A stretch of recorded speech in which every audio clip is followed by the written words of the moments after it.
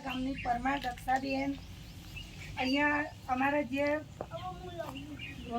સ્વચ્છ ભારત અભિયાન ચાલી રહ્યું છે તેના વિશે અમને અમુક સમય પહેલાં અઠવાડિયા પહેલાં અમારી એક તાલીમ લેવામાં આવી હતી.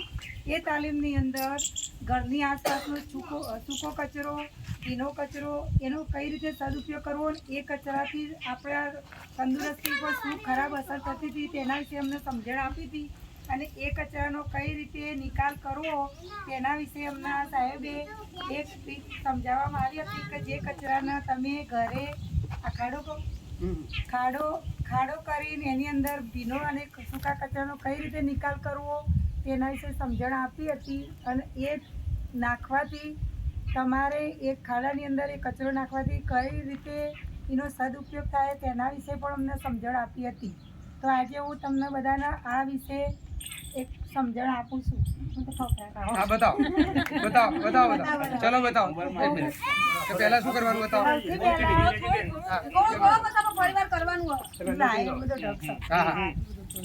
સૌથી પહેલા આ સૂકો કચરો મેં જે ખાડો ગોળ્યો છે એની અંદર પહેલા સૂકો કચરો પાથરી દેવાનો. ઝાડના પાંદડા ને બધું, આ ઝાડના જે સૂકા પત્તા ને હોય ને એ બધું પાથરી દેવાનું. પેલા લેયરમાં નાખવાનું, પછી ઉતરું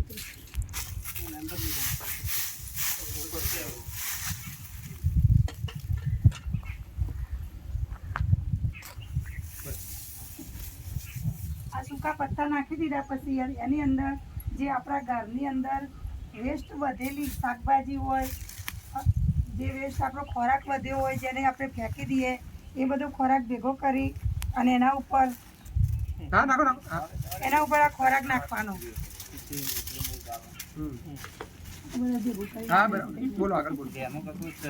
જે આની અંદર પત્તા ઉપર આને નાખી દેવામાં આવે. પ્લાસ્ટિક ફિલ્લી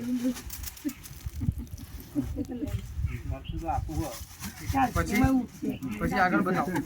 એક મિનિટ, બીજા મિત્રો પર પછી એની અંદર જો એની સ્મેલ ના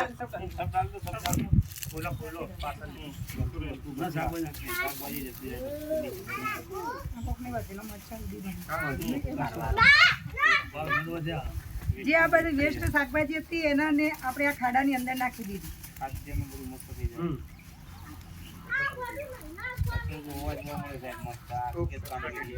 પછી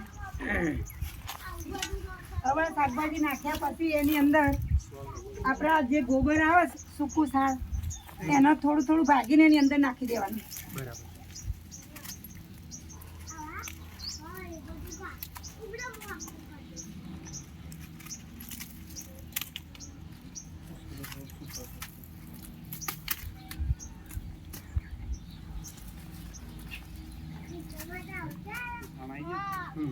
ओके माटी ना थोड़ा सूखा डाल लीजिए उसको फिर मिट्टी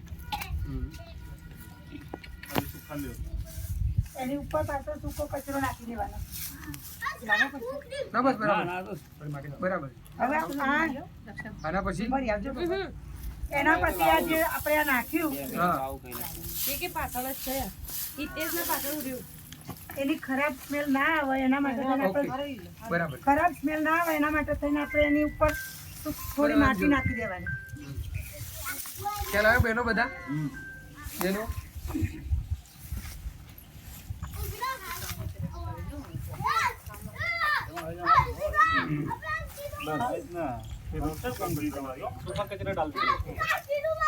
એની ઉપર આપણે સૂકો કચરો નાખી દેવાનો. સૂકો એટલે અરે વૃક્ષોના પાંદડા ને બધું જે વેસ્ટ છે આપણા ઘર આગળ જે વૃક્ષ વાયા હોય ને એનો જે કચરો રોજ નીકળે એ આ ખાડામાં આપણે રોજ નાખતા રહેવાનો. આપણા ઘરનો ભીનો કચરો પણ એની અંદર નાખવાનો. આનાથી શું ફાયદો થશે બોલો? આનાથી એ ફાયદો થશે કે આપણા ઘરની અંદર જે આજુબાજુ ગંદકી થતી હતી એ બંધ થઈ જશે. પણ એના કારણે જે મચ્છી માખી બધું આવતું હતું એ બંધ થઈ જશે, જેથી કરીને આપણી તંદુરસ્તી સારી રહેશે. અને આનું જે ખાતર બનશે એ ખાતર આપણે જ્યાં ખેતી કરતા હોય કે આપણે ઘેર કંઈ ઝાડ કે કંઈ વાયું હોય તો એની અંદર એ નાખવાથી એ જે હોય એનામાં ઉત્પાદન સારું મેળવી શકે. जो प्लास्टिक कचरा